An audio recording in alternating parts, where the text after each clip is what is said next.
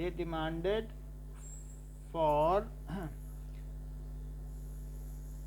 Nation state, ठीक है। तो नेशन कैसा चाहते थे, on based on parliamentary principle, based on parliamentary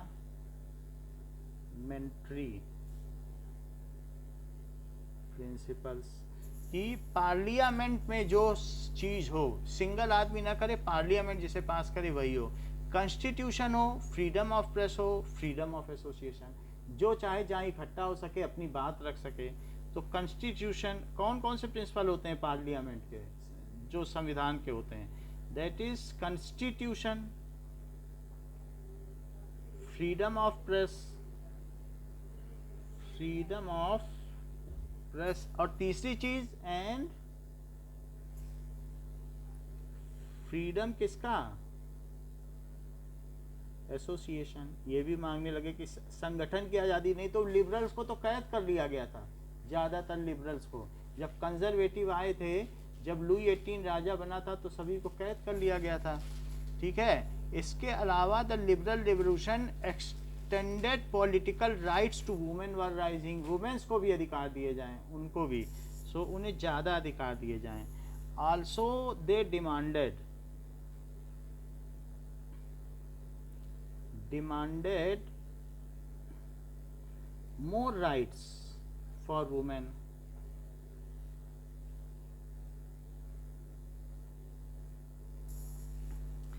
they were demanding to abolish the serfdom and bonded labor, वो गुलामी को अंत करना चाहते थे। they were demanding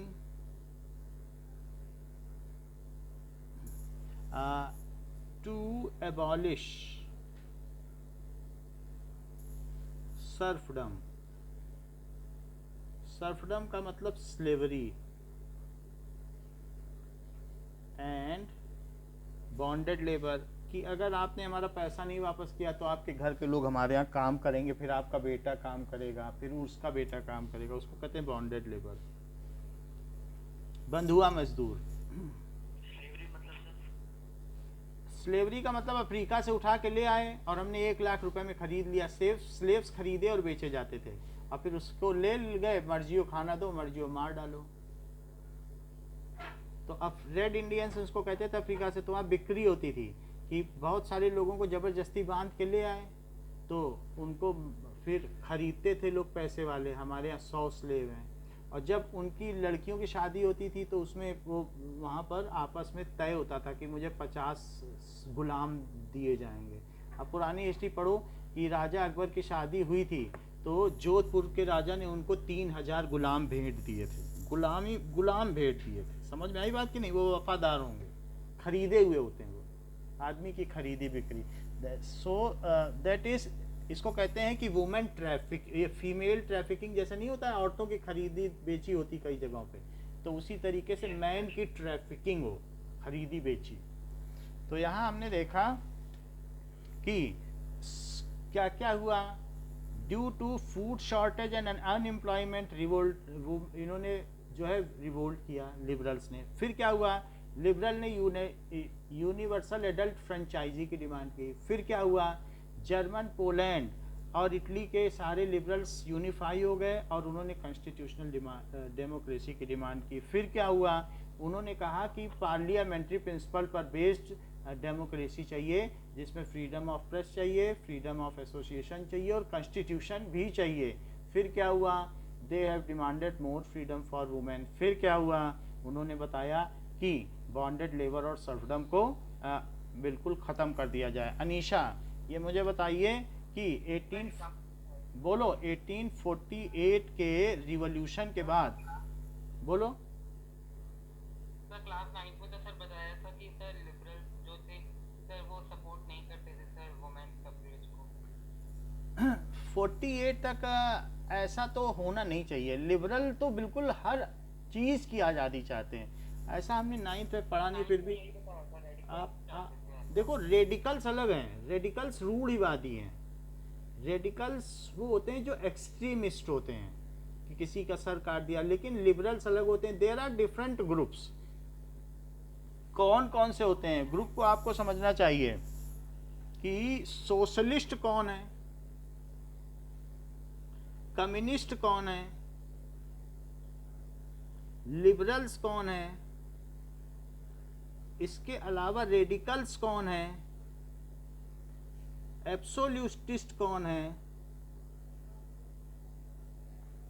फिर कंजर्वेटिव कौन है। इन सभी में अंतर है, ये सब एक जैसे नहीं हैं। And let us have a difference कि इन सब में क्या अंतर है, तो जिससे कि हम चीज़ों को पता कर सकें, ठीक है। और नेशनलिस्ट कौन है, इसमें ये बताओ राइट विंग किसे कहा जाता है, लेफ्ट विंग किसे कहा जाता है, राइटिस्ट और लेफ्टिस्ट।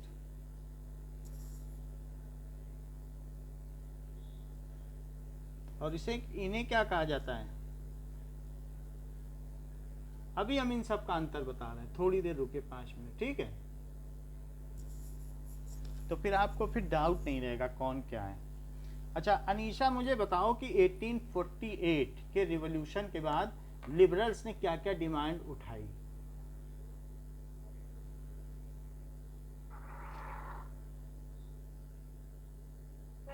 राइट टू वोट, हाँ बोलो, और क्या ठीक ठीक बताओ, ऐसे नहीं।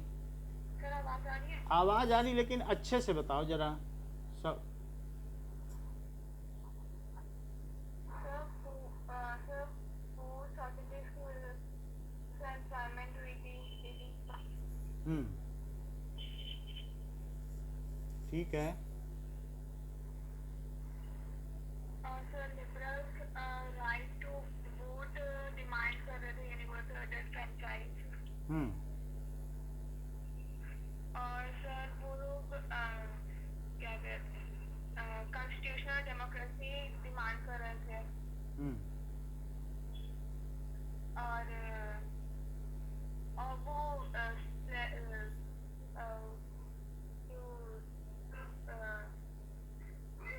मतलब जो मजदूर वगैरह होते हैं उनको अबॉलिश करना चाहते थे।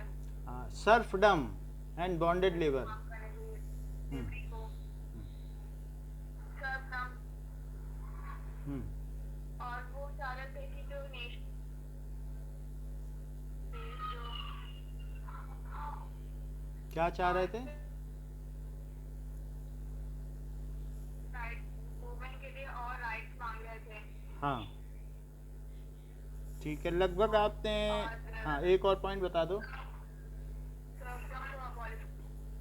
चलो ठीक है, ये इतना ठीक है। कुणाल बताओ ये 1848 के रिवॉल्यूशन के बाद लिबरल्स की क्या डिमांड थी। लिबरल्स को सर उनकी एक डिमांड थी कि राइट टू वोट आ जाए, सफरेज आ जाए, हाँ और to the all people, women's man जो जितने भी हैं वो, और उनको सर उन्होंने नेशन स्टेट की डिमांड करी थी, हाँ यूनिवर्सल एडल्ट फ्रेंचाइज, और सर उनको गवर्नमेंट ऐसी बनानी थी जो जिसमें मोनार्क ना हो, हाँ लोग ही अपना राजा हाँ चुने हाँ वोट ठीक है, देके। हाँ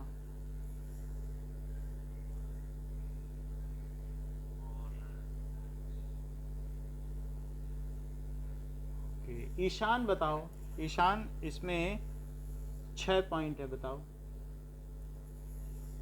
सर मैं नहीं नहीं ईशान को बताना, हाँ।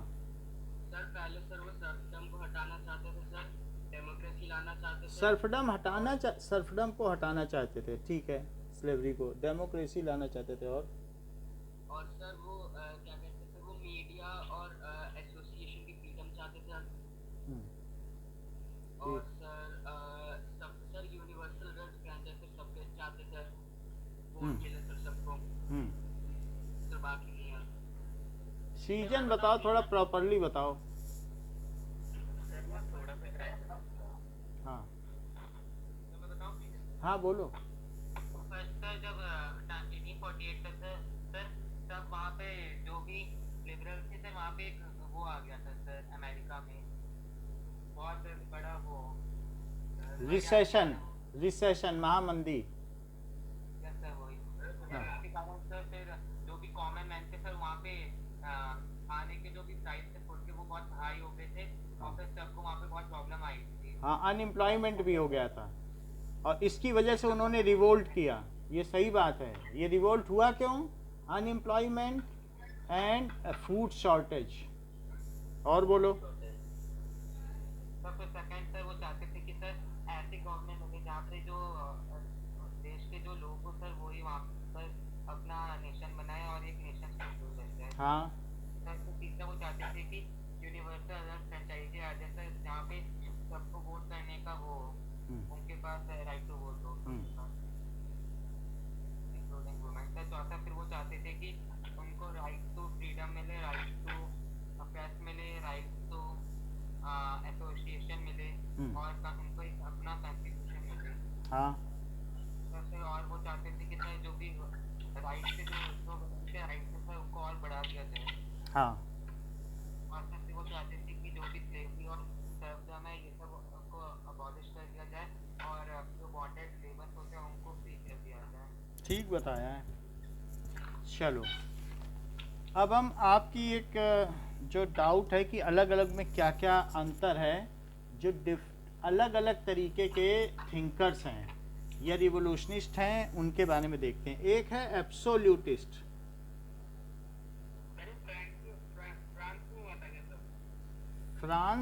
फ्रांस से ही तो सब कुछ फैला है। अभी सब कुछ फ्रांस पे क्वेश्चन है, एक दो क्वेश्चन इधर उधर के आएंगे, बाकी सब फ्रांस के ही हैं। तो फ्रांस एक टॉर्च बियरर है जो मशाल लेके पूरे यूरोप को ही आज़ादी दिखा रहा था और भारत में भी टीपू सुल्तान और राजा राम मोहन राय इसके विचारों से प्रभावित हुए and they led Indian freedom movement in India.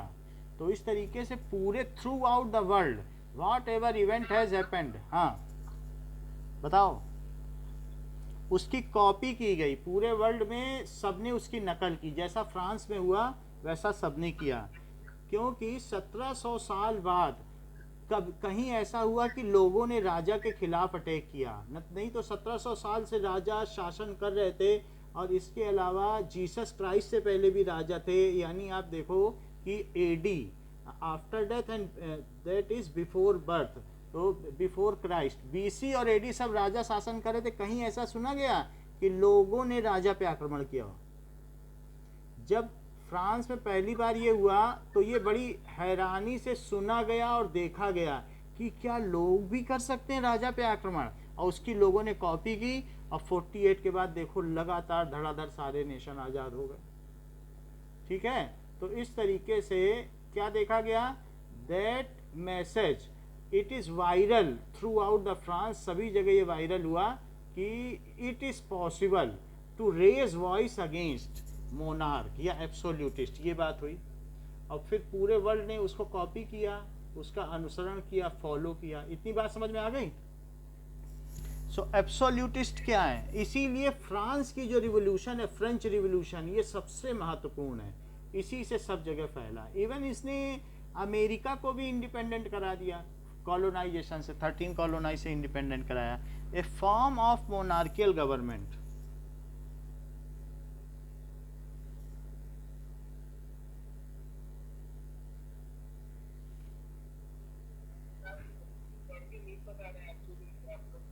क्या?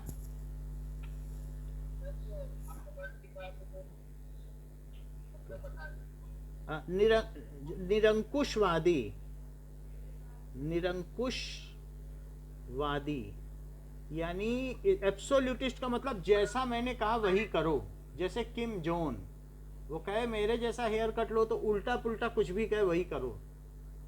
निरंकुश, जो अपने सेप्टर या रूलिंग रॉड पे शासन करना चाहे, ठीक है, तो इस तरीके का हो, जो टायरनी लीडर हो, क्रूर शासक ऐसा हो, डेमोनस टायरनी लीडर, एक काइंड ऑफ मोनार्कियल गवर्नमेंट, एक ऐसा राजशाही शासन।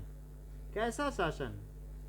ऐसा शासन दैट वॉज सेंट्रलाइज्ड, जिसमें एक ही की बात मानी जाए, एक ही पर केंद्रित, तो मिलिटराइज्ड, मिलिट्री के पावर पर जो चले, कुछ जरा सा भी गलती की ये है, एंड रिप्रेसिव, लोगों को रिप्रेस करे। सेंट्रलाइज मतलब क्या होता सेंट्रलाइज का मतलब only one, rule of only one, rule of one. और रिप्रेसिव का मतलब लोगों को कष्ट दे, यातना देने वाला। और मिलिटराइज्ड, मिलिट्री, उसके अंडर में बहुत मिलिट्री पावर, वो जैसा चाहे वैसा करे, तो ऐसा होता है एब्सोल्यूटिस्ट। ठीक है, जैसे आपने देखा था कि किंग जॉन का सेनापति जरा सा जमाई लेने लगा था, झपकी लेने लगा था, तो तोप से उड़ा दिया। ऐसे लोग एब्सोल्यूटिस्ट होते हैं। हाँ बोलो, क्या? सर वो नॉर्थ कोरिया की मिलिट्री वो किम जोंग को मार क्यों नहीं देती सर? नहीं, उसी के अंडर में है मिलिट्री, मार नहीं सकती, उतनी पावर होनी चाहिए। जैसे इंडिया में ये चीज आ गई, जब तक किसी भी नेशन के पब्लिक में इतना साहस नहीं आ जाएगा, तब तक वो नहीं कर सकती। जैसे अभी चाइना के लोगों में वो मरवा देता है, तो कोई कुछ नहीं कर पाता। 900 लोग वहाँ पहुँचे कि हमारे यहाँ लाइट नहीं आ रही है, तो वहाँ पे उसने कहा कि 1-2 से ज़्यादा नहीं आ सकते, 900 लोगों के आने की जरूरत नहीं थी, तुम्हारे यहाँ लाइट नहीं थी। और अगले दिन उसने गोली चलवा दी, 900 लोगों को मरवा दिया, कोई कुछ नहीं बोल पाए चाइना में। तो वहाँ पर क्या होता है कि आप इकट्ठा नहीं हो सकते, कहीं पर आप कांग्रीगेशन नहीं कर सकते, कोई जैसे सत्संग है या कोई रैली नहीं कर सकते चाइना में। तो लोगों में साहस ही नहीं है वहाँ पे कुछ करने का। मिलिट्री जो करेगी चुपचाप सह लेंगे। तो एक पीपल के बीच में एक इस तरीके की क्रांति, रिवोल्ट का उदय होना चाहिए ना। बाहर से कोई थोड़ी ना कह सकता कि हम तुम्हें पावर देंगे, तुम खड़े हो इनके खिलाफ। ऐसे नॉर्थ कोरिया की जनता में हिम्मत नहीं है कि वो बस आदत हो गई है गुलामी की, मानने की, अब वो कुछ नहीं कर पाती। तो वो सीखी नहीं। जिस समय पूरे दुनिया में रिवोल्ट चल रहा था, उसने रिवोल्ट किया नहीं, तो उसके अंदर अब वहाँ की पीपल को कौन जगाए जाके? सब लोग बस उसी की मानते हैं। ऐसे बहुत सारे कंट्री हैं जहाँ पर मोनार्की चल रही है, कोई कुछ कर ही नहीं सकता। सऊदी अरेबिया में मोनार्की चल रही है, तो जहाँ के लोगों में हिम्मत नहीं होगी तो उनको यातना सहनी पड़ेगी। लाखों लोग दबा दिए गए। अभी कोरोना हुआ था चाइना में, 1000-2000 बताए गए, 2 लाख दबा दिए गए। बीजिंग में हेलीकॉप्टर से सिल्वर ब्रोमाइड की बरसात की गई। वहां पर बादल ऐसे ही बरसाए जाते हैं ना, सिल्वर ब्रोमाइड डाल लेते हैं बादल पे, बादल बरस जाते हैं। तो वो जो बादल था वो फट गया और बीजिंग के 9000 लोग सिर्फ बर्फ में दब के मर गए। कहीं कोई न्यूज क्या? मतलब वहां पर 16 हेलीकॉप्टर क्या करते हैं, चला करते हैं यही बात के लिए कि बादल कहाँ है और क्या वहां बारिश करनी है। तो जहां बारिश करनी है वहां उस पर वो सिल्वर ब्रोमाइड छिड़क देते हैं, AGBR, और उससे वहां बारिश हो जाती है। तो उन्होंने एक बार सिल्वर ब्रोमाइड छिड़का तो बीजिंग की सड़कों पे बादल फट के गिर गया, बारिश नहीं हुई और उस बादल के फट के गिरने से 9000 लोग मारे गए। तो सबसे डिसकंटेंटेड सेना अगर कहीं की कही जाएगी तो चाइना की कही जाएगी। क्यों? क्योंकि वो कॉलर में उनके नीडल लगा देता है कि जिससे उनका सर सीधा रहे जब वो मार्च करे। इतना ज्यादा वो अपनी सेना को टॉर्चर करता है। समझ में आ गई? अगर जैसे रशिया में जार का शासन था, तो वहां पर जब जापान ने आक्रमण किया था तो जार से वहां के मिलिट्री के ट्रूप्स इतने त्रस्त थे कि जापानी सैनिकों पर फूल बरसाए थे कि आओ हमारे यहाँ आक्रमण करो, जार को मार दो। नहीं तो छोटा सा जापान क्या रशिया को जीत लेता सेकेंड वर्ल्ड वॉर में? बोलिए। No sir. यही हुआ। अब एब्सोल्यूटिस्ट समझ गए ना क्या होता है? Okay, now what does it mean by conservatism?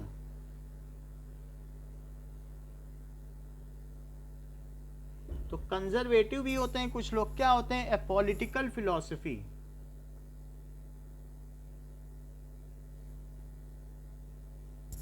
जो क्या कहेगी?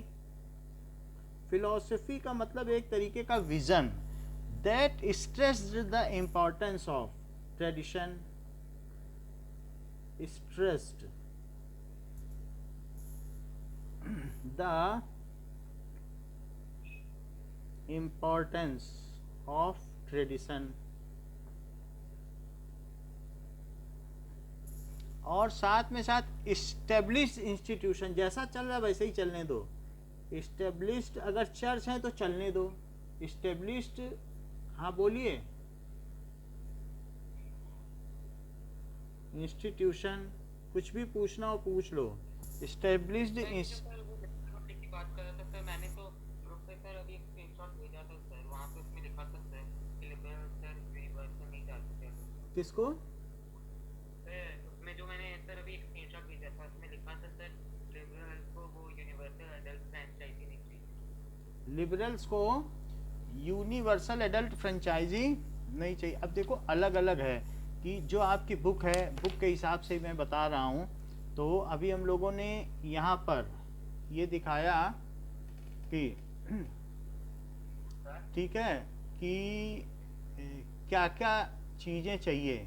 ये देखो ये बुक में, तो ये बुक ऑल इन वन है। तो ये फेमस बुक है, सोशल साइंस की है। तो अब जो बुक में लिखा है, अब उसमें लिबरल्स, किसी का भी कॉन्सेप्ट बदलता रहता है। यहाँ पे देखो, हाँ तो ठीक है कोई बात नहीं। That is formation of national assembly और बेस्ड ऑन यूनिवर्सल सफरेज। यही क्वेश्चन तो हम पढ़ रहे हैं कि political what are the following repercussions की लिबरल्स, ये लिबरल्स लिखा है कि नहीं?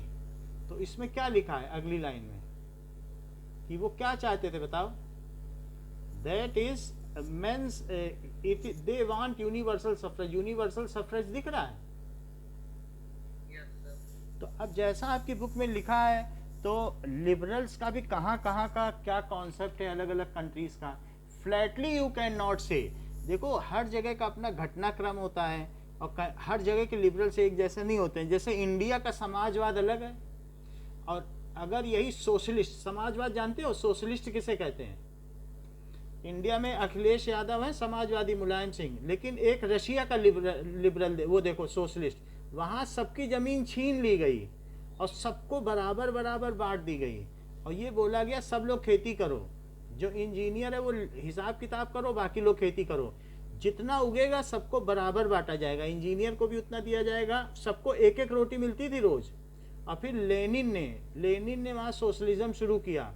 फिर उसने रेडियो में ये अनाउंस किया पहली बार कि 1940 में ये अनाउंस किया कि now we are enough prosper that now we can distribute 2 rotis to everybody since now. तो उसने कहा हम अब इतने संपन्न हो गए कि सबको आज से 2 रोटी मिलेगी।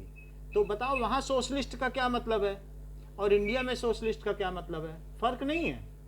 इंडिया में अगर कहो कि सबकी जमीन छीन लो तो क्या मुलायम सिंह मानेंगे? तो ऐसा नहीं है कि आप सिंपली कह सकते हो। लिबरल्स के कुछ कुछ आइडिया मेल खा सकते हैं, लेकिन किसी भी इंस्टीट्यूट में भी डिफरेंस हो सकता है। यहाँ का कम्युनिज्म अलग है, यहाँ भी कम्युनिस्ट पार्टी है, लेकिन क्या वो चाइना की तरह निरंकुश है? 1 पार्टी नेशन को या 1 पार्टी रूल को क्या यहाँ का कम्युनिस्ट मान्यता देगा? तो इस तरीके से आप सिंपली देखोगे नेट में तो उससे आप कंक्लूड नहीं कर पाओगे। फ्रांस एक है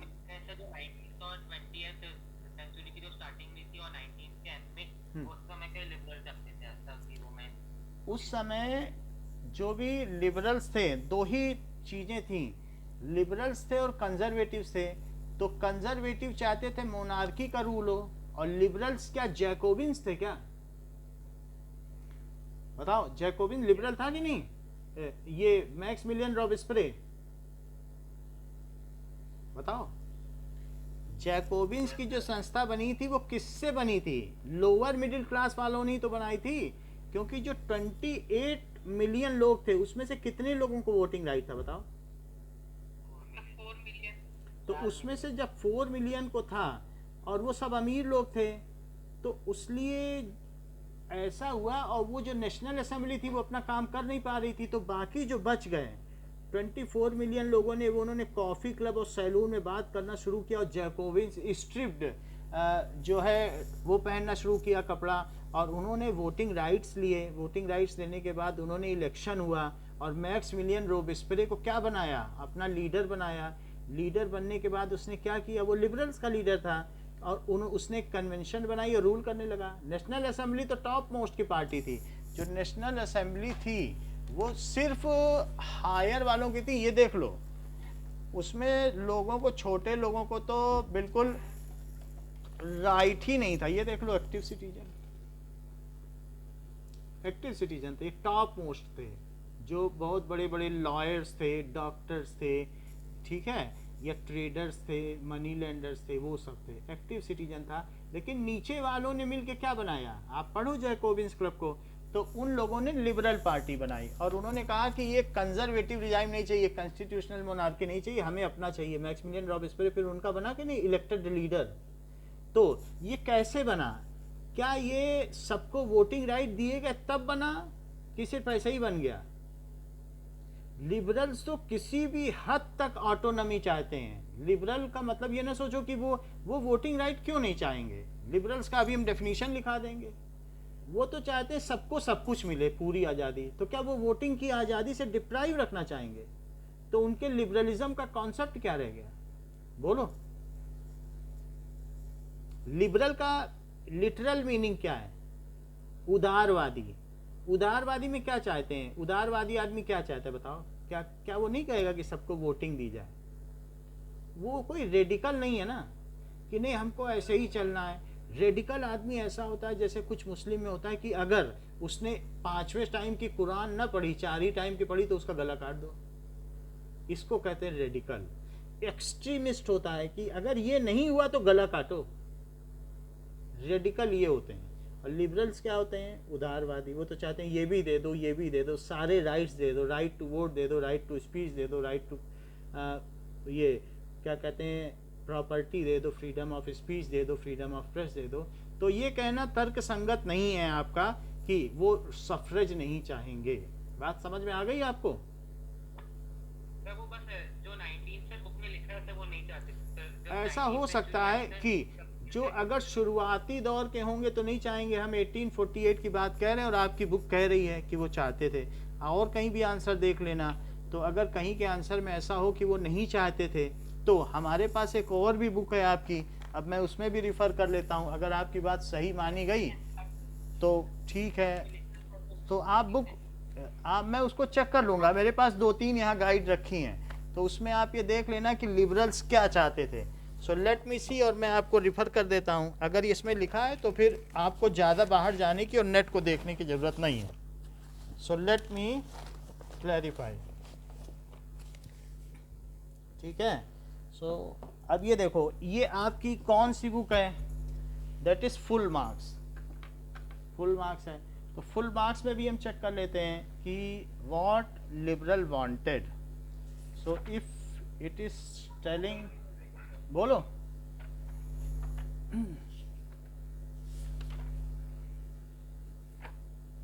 now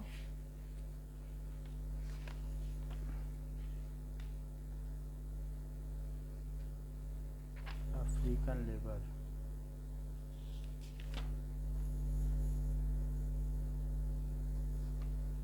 the making of industrialization. So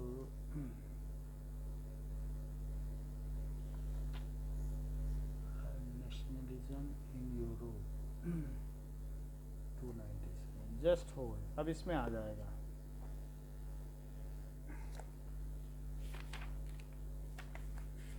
एक बार सबकी आप डेफिनेशन समझ लेंगे तो फिर पता चल जाएगा। नाउ ये है, तो इसमें क्या कह रहा है? Explain what is the mean of this revolution.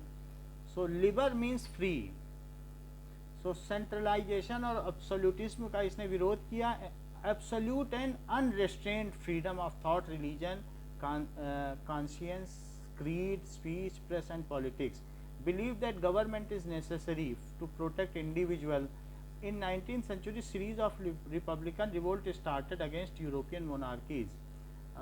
ठीक है, and this was time for the active. तो इस समय इनका क्या लिबरल का अप्रोच था? So they fought for freedom of market and abolishment of state imposed restriction. उसके लिए काम किया। इसके अलावा ये सब तो ठीक है, एडमिनिस्ट्रेटिव काम किया। आगे देखें कि और लिबरल्स ने क्या किया। So now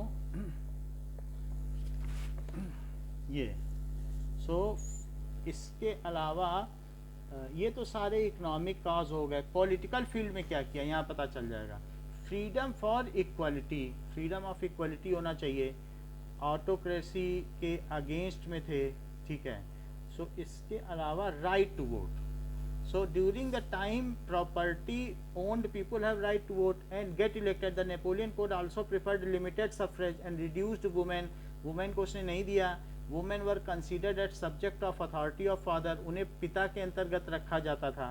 this led to the rise of movement and non property men demanding equal political rights। तो यहाँ पर ये बात सही हो जाती है कि नहीं, राइट टू वोट कह रहा है, देख लो।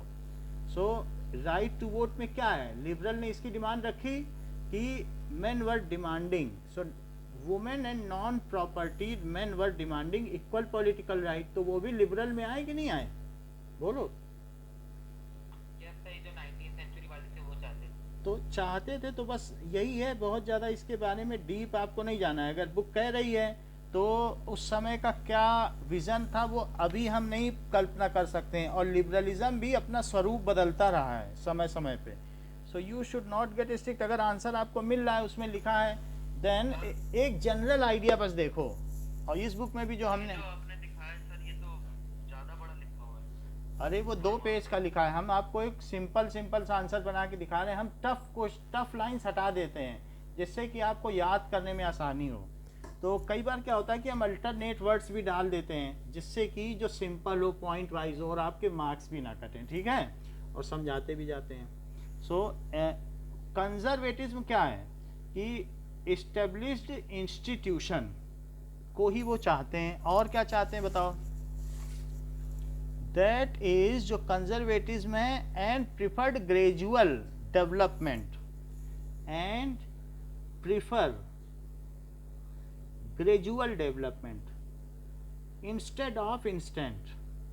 समझ में आ गई।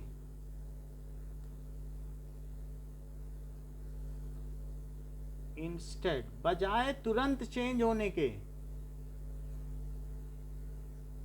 कहते हैं धीरे धीरे चेंज हो। लेकिन जो रिवोल्यूशनिस्ट होते हैं, जो रिवोल्ट करते हैं, क्या वो रिवॉल्व कर देना चाहते हैं, किसी चीज को 180 डिग्री घुमा देना चाहते हैं क्या? तभी तो उनका नाम रिवोल्यूशनिस्ट पड़ता है। अच्छा, तो रिवोल्यूशनिस्ट क्या होते हैं?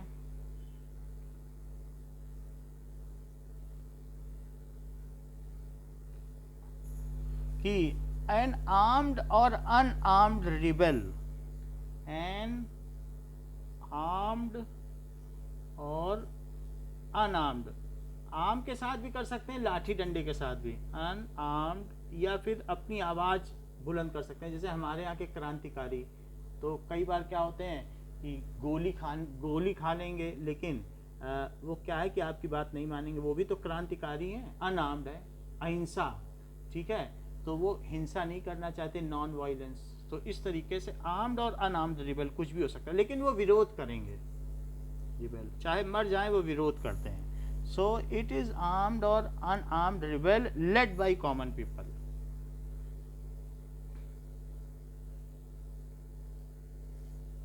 अगर मान लो कि इतने जो कई करोड़ लोग महात्मा गांधी के साथ हो गए, अगर आर्म्ड रिबेल होता तो क्या वो आ पाते उनके साथ? तो उन्होंने उसको किससे जोड़ा?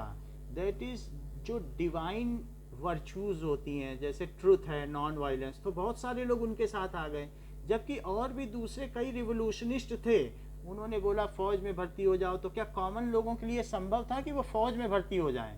लेकिन अगर गांधी जी ने कहा कि खड़े हो जाओ, गोली खा लो, लेकिन बात ना मानो, ये लोगों को ज़्यादा आसान लगी। तो इस तरीके से कहीं पर भी अगर एक मास मूवमेंट होता है, फिर चाहे वो आर्म के साथ हो या विदाउट आर्म्स के साथ हो, तो ये अनआर्म्ड मूवमेंट था लेकिन मास मूवमेंट था। इसी वजह से हमारे यहाँ से कंप्लीट इवैक्यूएशन ऑफ ब्रिटिशर्स हो पाया है। नहीं तो आप देख लो, ना ऑस्ट्रेलिया से भगा पाए लोग, ना अफ्रीका से भगा पाए, कहीं भी कॉलोनी से पूरी तरीके से ब्रिटिश भागे ही नहीं है। सिर्फ भारत ऐसा देश है जहाँ से अंग्रेजों भारत छोड़ो का नारा दिया गया और वो भाग गए। तो ये मास मूवमेंट ही तो था लोगों का, लेड बाय कॉमन पीपल। तो उसको क्या कहते हैं? अगेंस्ट द गवर्नमेंट और कॉलोनियल स्टेट।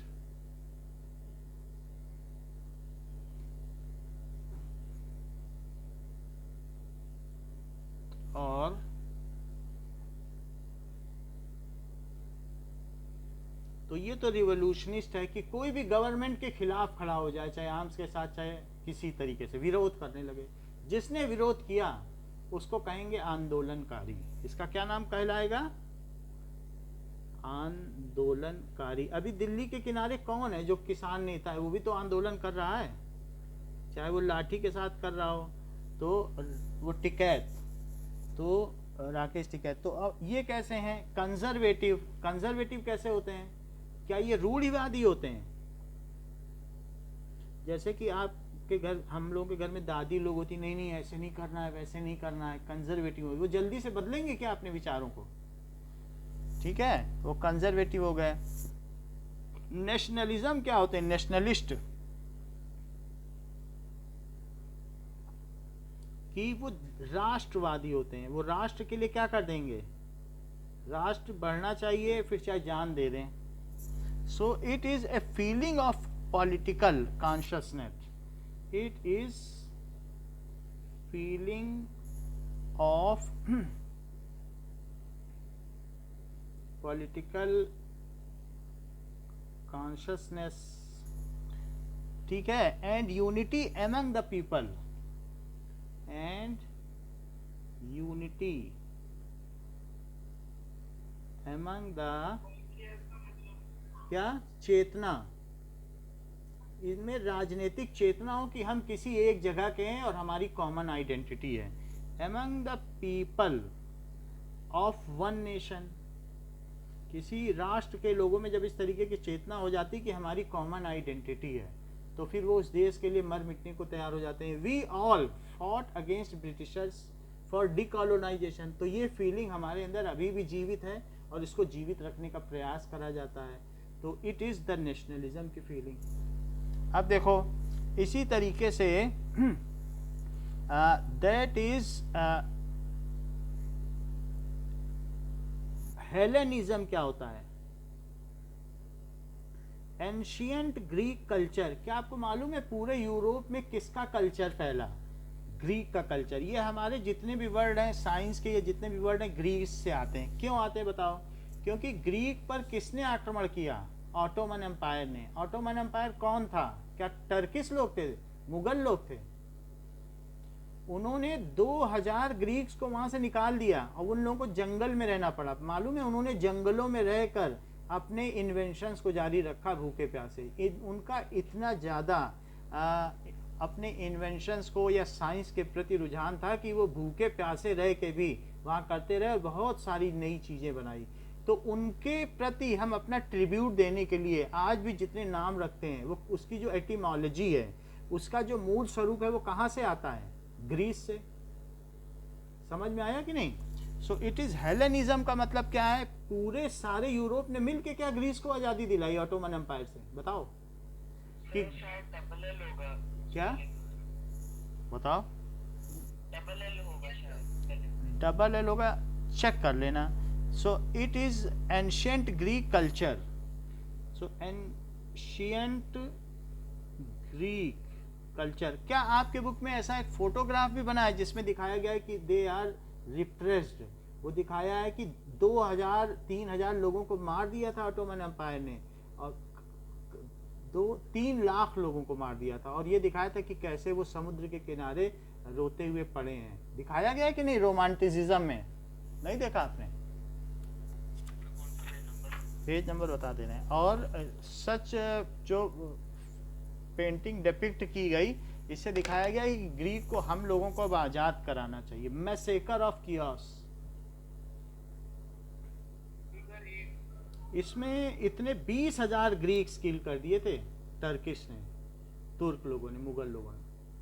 ग्रीक लोगों पे बहुत अत्याचार हो रहा था। फिर ग्रीक की इंडिपेंडेंस में तो इंग्लिश का एक राइटर था, ब्रिटिश राइटर, उसने पैसा इकट्ठा किया और इन लोगों के खिलाफ और इन लोगों के साथ मिलकर ब्रिटिशर्स, उसने ब्रिटिश लोगों ने इनके साथ मिलके ग्रीक की ट्रूप से मिलके लड़ाई की ऑटोमन एम्पायर के खिलाफ और उनका एक नेवी का बड़ा जहाज जला दिया था। उसका आपको जो मैंने फोटो भेजा है उसमें दिखाया है। बाकी ग्रीक वार ऑफ इंडिपेंडेंस में और बताएंगे कि कैसे ग्रीक को इंडिपेंडेंस मिली। लेकिन ये जो फिगर है ये रोमांटिसिज्म का है कि इनका जो पेंटिंग के माध्यम से किसी में राष्ट्रीयता का उदय कराना, इस चीज़ को कहते हैं रोमांटिसिज्म। समझ में आ गई बात कि नहीं? पेंटिंग के माध्यम से, राइटिंग के माध्यम से, लिटरेचर के माध्यम से यदि किसी में मैं राष्ट्रीयता का उदय करा पाता हूं तो उसको क्या कहेंगे? Romanticism. Okay, so it is that is French romantic painters लोगों ने ऐसा किया, लिखा है कि नहीं? तो ग्रीक में ऐसी आजादी हुई। तो अब जरा हेलेनिज्म क्या होता है? That is ancient Greek culture is called Hellenism. इसी तरीके से रोमांटिसिज्म क्या होता है? क्या इस तरीके से और भी देशों को आजादी दिलाई गई रोमांटिसिज्म के थ्रू? ग्रीक को तो दिलाई गई। सो रोमांटिसिज्म मतलब एंशिएंट ग्रीक कल्चर। अभी भी भारत में क्या यूनानी दवाएं विकसित होती हैं? यूनान जानते हो? यूनान का इत्र भारत में चलता है, जगह जगह देखो, यहाँ यूनानी विधि से इलाज कराया जाता है। तो ये जो ग्रीक है, इन्होंने अभी भी देखो, जो होम्योपैथी का जनक कहा जाता है वो ग्रीक का ही है। तो बड़े बड़े जो पुराने आप देखेंगे कि बायोकेमिक के जनक हैं, वो सब ग्रीक से ही आए हैं। पुराने पुराने साइंटिस्ट जो हैं, फिजिसिस्ट हैं, वो सब ग्रीक के हैं। इवन बहुत सारे फिलोसफर भी ग्रीक के हैं। तो ग्रीक ने विश्व को बहुत कुछ दिया है। यहाँ तक आप कह सकते हैं कि भारत के बाद अगर सबसे ज़्यादा किसी ने विश्व को कुछ दिया है तो वो ग्रीक ही है, यूनान। सो यूनान की संस्कृति बहुत फेमस है। तो दैट इज यहाँ पर हेलेनिज्म। तो एंशिएंट ग्रीक कल्चर, इससे पूरे यूरोप ने सीखा ग्रीक से। तो इस वजह से सब लोगों ने कहा ग्रीक आज मुसीबत में है तो हमें इसकी मदद करनी चाहिए, तो उसको हेलेनिज्म कहते हैं। It is the ancient Greek culture. हम इसके बारे में और बता देते हैं। क्या ग्रीक तो कंट्री, अभी ग्रीक का यूनिफिकेशन आपको दिखाएंगे, जस्ट रुकिए।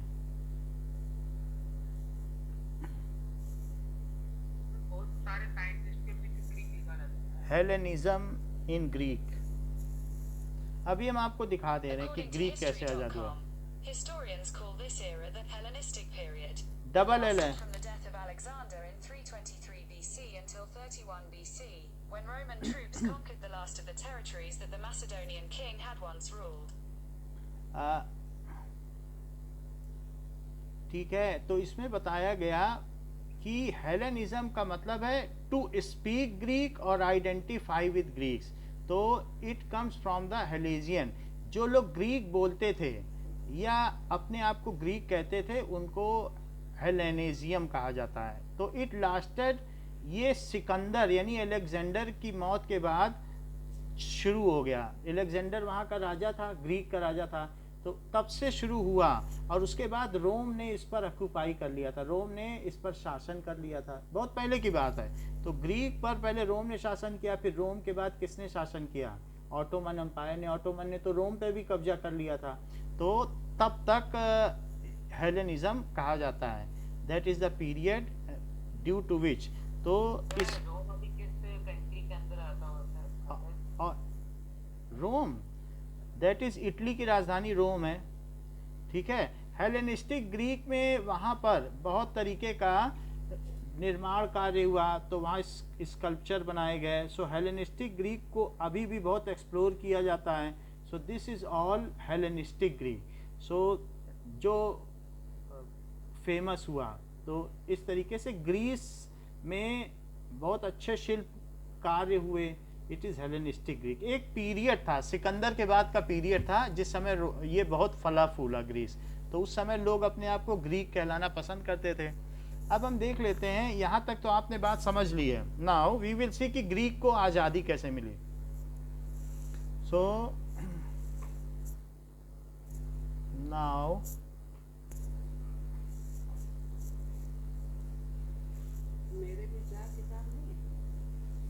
Rise of nationalism in Europe history, Jaiswal classes.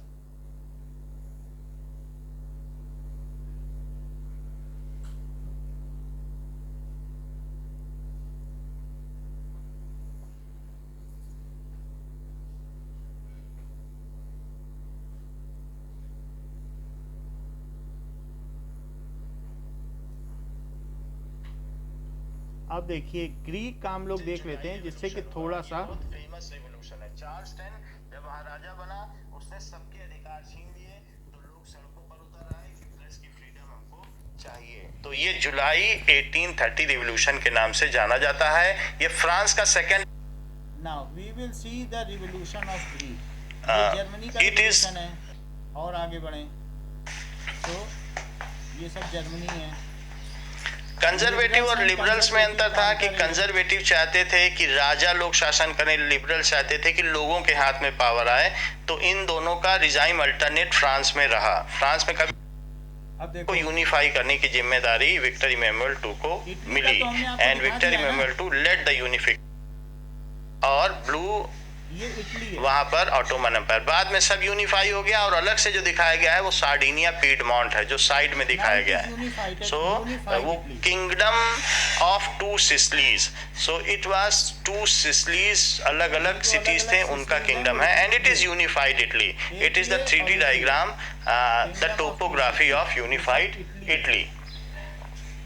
अब देखो अब ग्रीक का आएगा। Now we will see how the Greek War of Independence has taken place. Ottoman empire ने वहाँ पर 18,000 ग्रीक्स को, इनोसेंट ग्रीस को मार दिया गया। और ये रोमानियन पिक्चर से दिखाया जा रहा है कि ग्रीस पर कितना अत्याचार हुआ। ग्रीक ने पूरे यूरोप को ज्ञान दिया, इंटेलेक्ट दिया, कल्चर दिया और अल्टीमेटली ग्रीक को ही ऑटोमन एम्पायर ने बहुत ज़्यादा टॉर्चर किया। सो ग्रीक बोलो, बताओ। सर ग्रीक अभी भी एक कंट्री है क्या? हाँ ग्रीक तो अभी कंट्री है। Greek War of Independence with Greek flag has taken place. Most of the European countries have supported the unification of Greece. This is Sultan of Ottoman Empire who was reigning on Greece, and Greek was freed by the help of. ये देखो Greece को देखो आप, Greece का reason कहाँ है? Greece दिखा? तो इसमें आप देखो ग्रीक पर इंडिपेंडेंस कैसे आया, तो ये ग्रीस है। तो ग्रीस कहाँ पर है इसमें अगर देखें पिक्चर में, सो ये है ग्रीस, दिस इज ग्रीस। अच्छा तो ये इस साउथ ईस्टर्न ये चीज हाँ मैकाडोनिया और इसके आसपास है, तो ये ग्रीस है। ठीक है। नाउ इंग्लिश राइटर, तो एक इंग्लिश राइटर ने, इंग्लिश पोएट ने मदद की, पैसा इकट्ठा किया और बाद में उसने लड़ाई की, वो मारा भी गया एंड बट उसने ग्रीक को आज़ाद कराया। द फ्रीडम और death, so such was the world of Kalvarita Greece. So या तो आज़ादी चाहिए या कि हमें आज़ादी चाहिए, द फ्रीडम और डेथ। सो हमको आज़ाद करो या हम मरने को तैयार हैं, ये इस तरीके के स्लोगन चले। तो ये इनके बोर्ड में लिखा गया है कि फ्रीडम और डेथ। सो ग्रीक के लोग मरने को तैयार थे कि हमें हमारी पुरानी पहचान चाहिए, otherwise we are ready to die. Now अब देखो, तो such was the world of Kalvarita Greece. So या तो आज़ादी चाहिए या मौत। This is the English poet Lord Byron, जिन्होंने पैसा इकट्ठा किया और ग्रीक में लड़ाई भी की और ग्रीक को आज़ाद कराया। Lord Byron. ग्रीक के लोगों ने ग्रीक के ट्रू, ये किसका फिगर है, किसका जहाज जल रहा है? ऑटोमन एम्पायर का है। और ये बहुत सिंबल के तौर पर देखा जाता है कि ग्रीक्स ने इनका जला दिया, तो विजय के तौर पर देखा जाता है। आज भी ये फिगर बहुत फेमस है, आप नेट पे देखोगे। So burning naval ship of Ottoman Empire by Greece. उसने यूरोपियंस की मदद से ऑटोमन एम्पायर के एक नेवल ट्रूप को जला दिया है। This is the burning picture of naval troop, a grand success of Greece.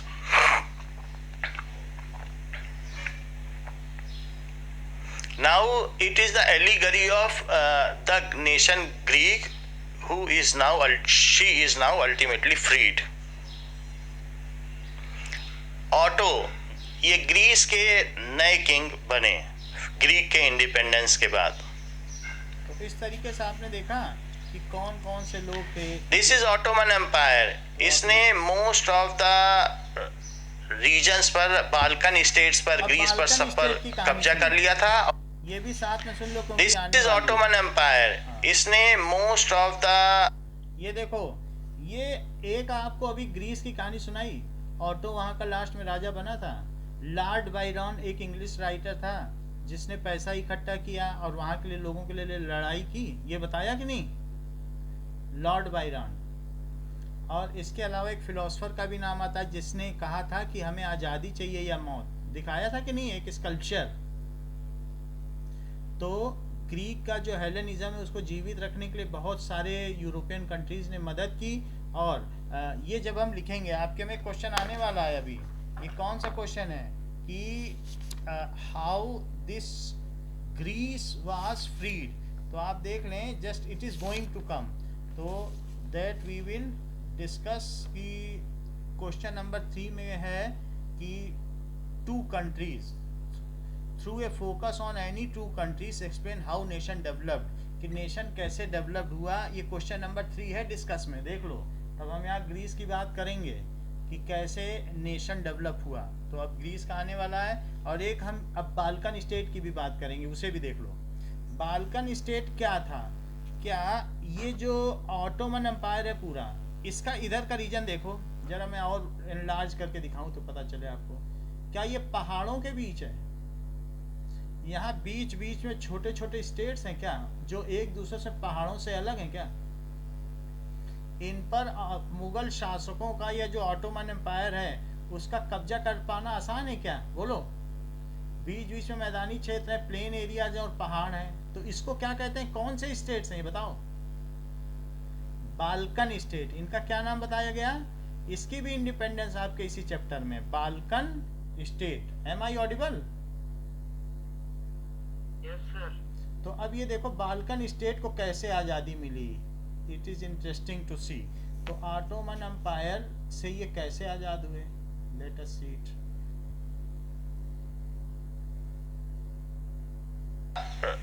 Regions पर, बाल्कन स्टेट्स पर, ग्रीस पर, सब पर कब्जा कर लिया था। और सुल्तान इसके राजा हुआ करते थे, खलीफा इसके राजा हुआ करते थे।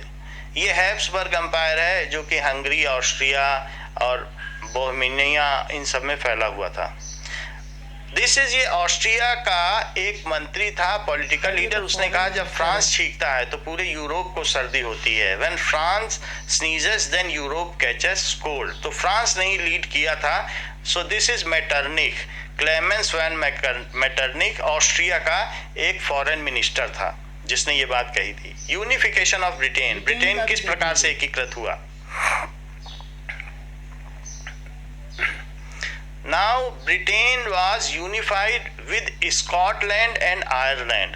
Ultimately North Ireland भी इसमें मिला। So तीनों के फ्लैग एक साथ बाद में। एक मिनट ठीक करते हैं।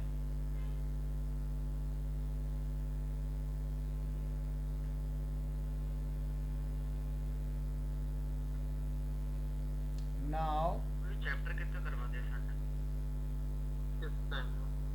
देखो मिला दिए गए।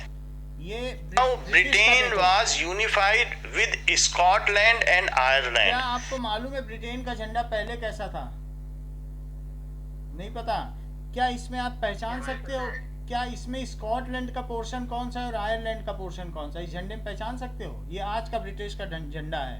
पहले क्या सिर्फ इसमें क्रॉस हुआ करता था, बाद में फिर ये वाला क्रॉस जुड़ा आयरलैंड का, फिर उसके बाद ये व्हाइट स्ट्रिप जुड़ी, ये वाला स्कॉटलैंड का जुड़ा, और फिर ये बाद में आयरलैंड की व्हाइट स्ट्रिप जुड़ गई। इसका झंडा बदलता चला गया जैसे जैसे यूनिफाई हुआ। जरा इस चीज को आप गौर करें।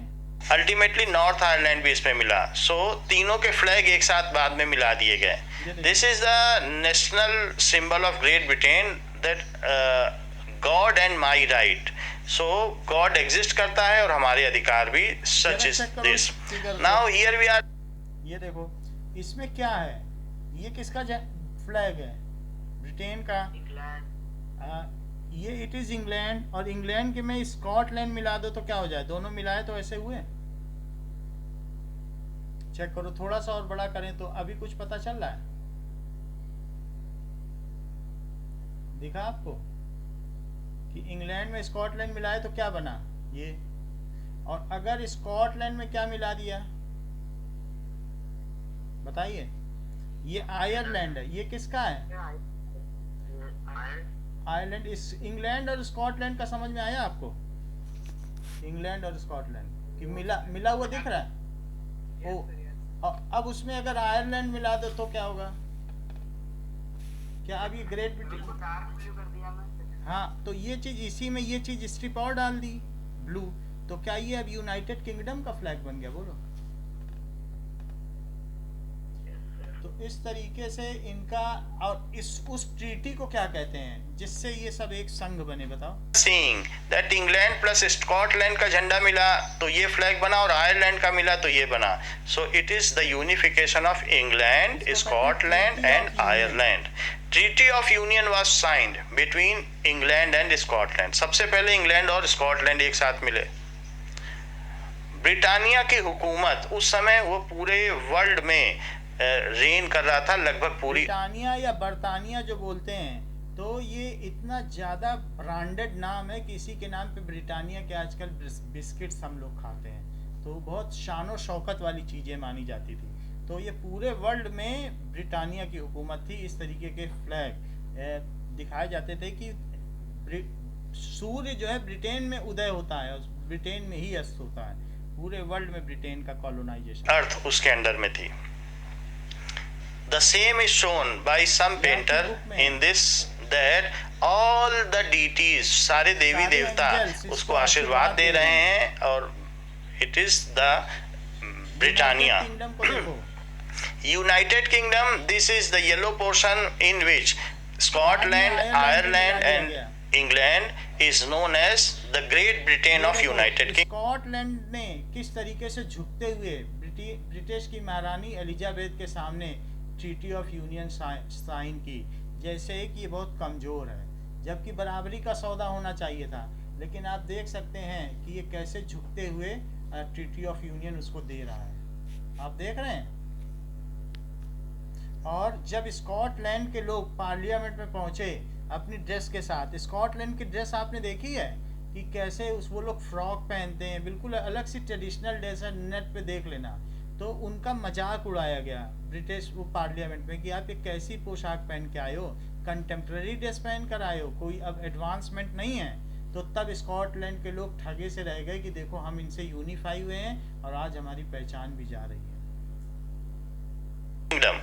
Act of Union is signed between blue colored British की और जो स्कॉटलैंड की जो गवर्नमेंट है वो एक ही है क्या? सब एक हो गए, अभी यूनाइटेड किंगडम हो गया ना। अब स्कॉटलैंड की अपनी पहचान नहीं, लेकिन आज भी स्कॉटलैंड अपनी आज़ादी के लिए लड़ रहा है। आज भी आपने देखा कि अभी 1 साल पहले तक स्कॉटलैंड कहता था हमें आज़ाद करो, हमें तुम्हारे साथ नहीं रहना, तुमने धोखा किया है। स्कॉटलैंड अभी भी ब्रिटिश के खिलाफ लड़ रहा है, वो आज़ादी के लिए। समझ में आई बात? तो अब देखो Scotland and the Lady of England. ये Now freedom struggle of Poland. Poland Russia के अंदर में था और रशिया ने पोलैंड। तो अभी हमने आपको ग्रीक का बताया, ग्रीक का कुछ पता चला कि कैसे आज़ादी मिली? क्योंकि हेलेनिज्म चल रहा था, तो सारे यूरोपियन कंट्रीज ने कहा कि इसे आज़ाद कराना चाहिए। इंग्लिश राइटर लॉर्ड बेरियन ने भी इसमें मदद की। एक और नाम आया था, मैं वो भूल रहा हूँ कि कौन फिलोसफर थे जिन्होंने बोला था कि मुझे मृत्यु चाहिए या आज़ादी, ऐसे नाम आएंगे फिर मैं लिखा दूंगा। अच्छा, इसके बाद ग्रीक के बाद आपको मैंने ये भी बताया बाल्कन स्टेट। क्या वो पहाड़ियों के बीच में जो छोटे छोटे एरिया थे, क्या वो ये आपस में लड़ा करते थे? तो फ्रीडम ऑफ बाल्कन स्टेट क्या हुई? क्या उन्होंने बाद में अपने आप को छोटे छोटे नेशन घोषित कर लिया? भाई ऑटोमन एम्पायर जब धीरे धीरे कमजोर होने लगा, बाल्कन स्टेट से उसका कब्जा हट गया। ऑटोमन एम्पायर क्यों कमजोर हुआ बताओ?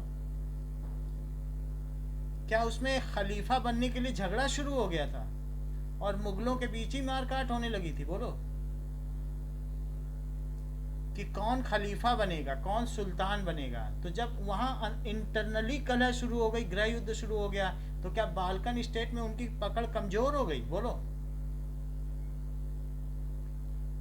समझ में आई बात कि ऑटोमन एम्पायर क्यों सीमित हो गया, अब टर्की तक ही क्यों रह गया था? बोलिए। क्योंकि उनमें आपस में किस चीज के लिए लड़ाई हो रही थी? Why they were fighting? Am I और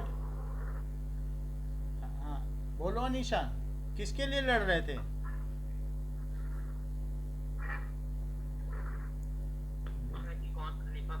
कौन खलीफा बनेगा? तो फिर उनका जो बाल्कन स्टेट पे पकड़ कमजोर हो गई, तो बाल्कन स्टेट के बहुत सारे करीब करीब 40 ऐसे देश थे, उनके हम नाम भी बताएंगे, जब उनके नेशनलिज्म कि उन लोगों ने अपने आप को आज़ाद कर लिया। जब ऑटोमन स्टेट आपस ही में लड़ रहा है तो क्यों ना हम अपने आप को आज़ाद कर लें। और ऐसे ही नहीं आज़ाद हुए ये बाल्कन स्टेट्स, इनमें आपस में घनघोर युद्ध हुआ और फिर युद्ध होने के बाद वो आज़ाद। बोलो। जो वहाँ का रिलीजियस हेड होता था वही राजा होता था, आज भी यही है। मुगल में क्या होता है, जो मुस्लिम रिलीजन में जो रिलीजियस हेड है वही रूलर है, इसीलिए तो उनका रिलीजियस हेड ज़्यादातर करप्ट हो जाता है। रिलीजियस हेड को कभी रूलर नहीं होना चाहिए, इट शुड बी पायस, वो पवित्र होना चाहिए। रूलिंग में तो बहुत सारी चीज़ें होती हैं, बहुत सारी स्ट्रेटजी होती हैं, टैक्टिक्स होती हैं, तो फिर क्या वो जो धर्म है वो पवित्र रह पाएगा? बोलो। लेकिन वहाँ पर जो रिलीजियस हेड था वो कौन बने, क्योंकि जो रिलीजियस हेड बनेगा वही रूलर बनेगा। इसके लिए लड़ाई होने लगी, कितने लोग मारे गए, पैगंबर मोहम्मद मारे गए, उनके न जाने कितने वंशज सारे मारे गए सिर्फ खलीफा बनने के लिए। ठीक है, अब देखो हमने आपको ये जो है बाल्कन स्टेट का बता दिया, ग्रीस का बता दिया, इंग्लैंड का याद है कुछ? कौन से 3 स्टेट मिले? बोलो, कौन से 3 देश मिलकर जो है ये, बोलो।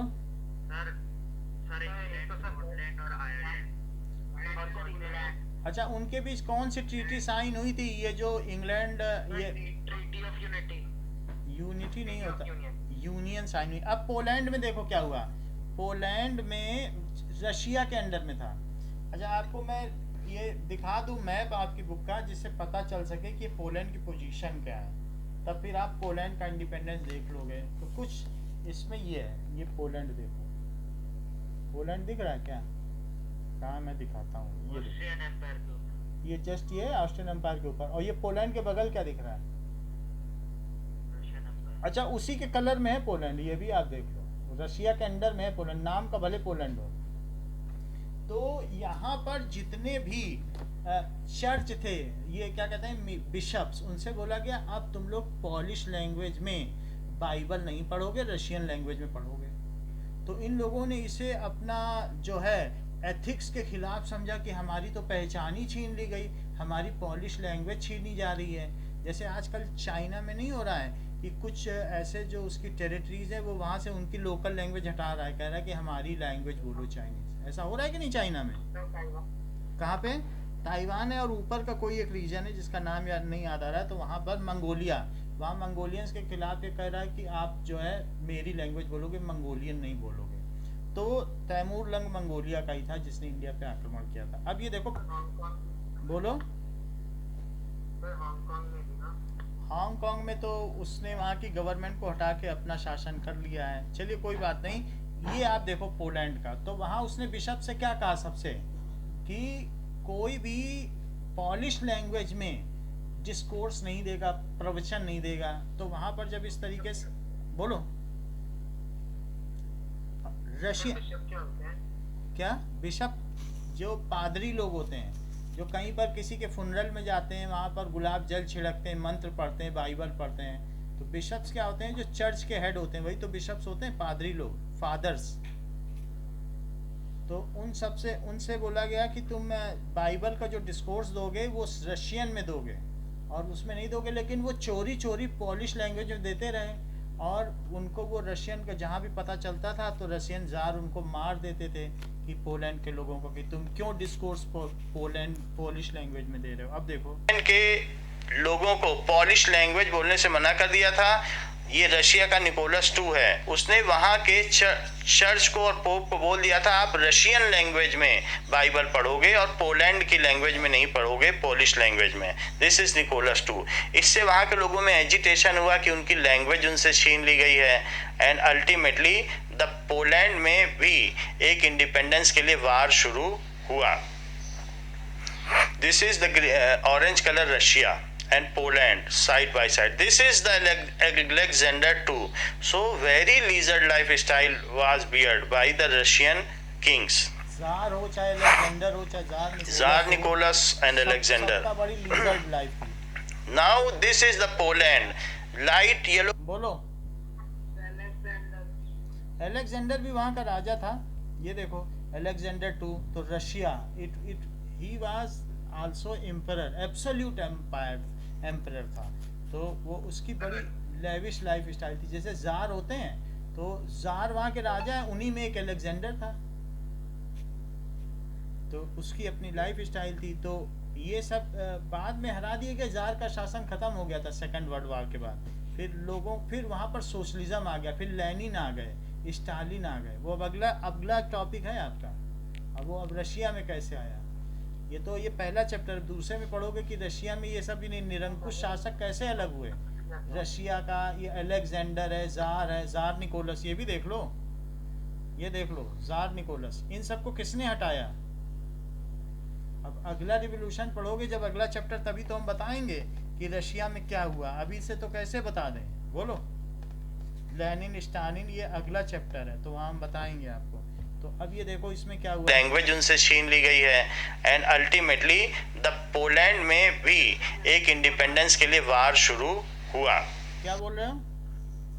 सर रशिया में अभी भी राजा है ना सर उधर का? अब नहीं है राजा. अब अभी भी है वैसे तो प्यूतिन है लोग, क्योंकि वहाँ के लोगों ने कभी संघर्ष नहीं किया तो उनको फुल डेमोक्रेसी का एंजॉयमेंट नहीं मिल पाया. तो ऐसे जापान ने कभी आक्रमण किया, वर्ल्ड ने उनको डेमोक्रेसी दिलाई है कि ठीक है अब जार को हटा दिया जाएगा. तो ऐसे रखी रखाई डेमोक्रेसी जिसको मिल जाती है ना, वो ज़्यादा दिन तक नहीं चलती है. तो पुतिन ने बोला हम जब तक जिंदा है अब हम ही रहेंगे. तो जैसे हम लोगों ने लड़ के डेमोक्रेसी पाई है, तो अब मजाल है कोई बैठ के कुछ बोल दे. कोई हमारे ऊपर अब शासन कर सकता है. बोलो. वोटिंग सब नाम की होती है, क्योंकि वहाँ के लोगों ने कभी रिवोल्यूशन किया ही नहीं है. तो जब कोई मारा नहीं गया एक भी आदमी इस तरीके से, जार हटा तो पूरे वर्ल्ड ने मिल के वहाँ के राजा को हटा दिया, बोला यहाँ वोटिंग होगी. तो ऐसे जब लोग सोए रहेंगे तो क्या डेमोक्रेसी आएगी. लड़ना पड़ता है, जान देनी पड़ती है, खून बहाना पड़ता है. जैसे इंडिया के लोगों ने गोली खाई है, अब यहाँ की डेमोक्रेसी कोई हटा पाएगा. तो जहाँ पर रिवोल्यूशन नहीं होगा वहाँ डेमोक्रेसी नहीं होगी. कोई थाली में परोस के डेमोक्रेसी किसी को नहीं दे सकता है. हम नॉर्थ कोरिया को चाहे डेमोक्रेसी दे दें तो नहीं दे सकते. वहाँ फिर कोई रूलर बन जाएगा, सब सोए रहेंगे. बात समझ में आ गई कि नहीं. दुबई में ही राजा है, जितने मुस्लिम कंट्रीज हैं सब जगह राजा है. क्योंकि वहाँ जो है रिलीजन के खिलाफ कोई बोल देगा तो उसको क्या ब्लास्फेमी कही जाती है, गला काट दिया जाएगा. तो वहाँ कोई उठ नहीं सकता है. तो अगर राजा के खिलाफ बोलेगा तो ब्लास्फेमी है कि उसने अल्लाह के खिलाफ बोल दिया, गला काट देंगे, एग्जीक्यूट कर देंगे. तो ऐसे में कैसे डेमोक्रेसी आएगी. इस तरीके से अभी हम लोग बहुत सारी चीज़ और भी देख रहे हैं कि जैसे लिबरल्स की डेफिनेशन क्या है. तो इस चीज़ को हम एक्सटेंड करेंगे परसों की क्लास में. इस क्लास के लिए इतना ही. Thank you.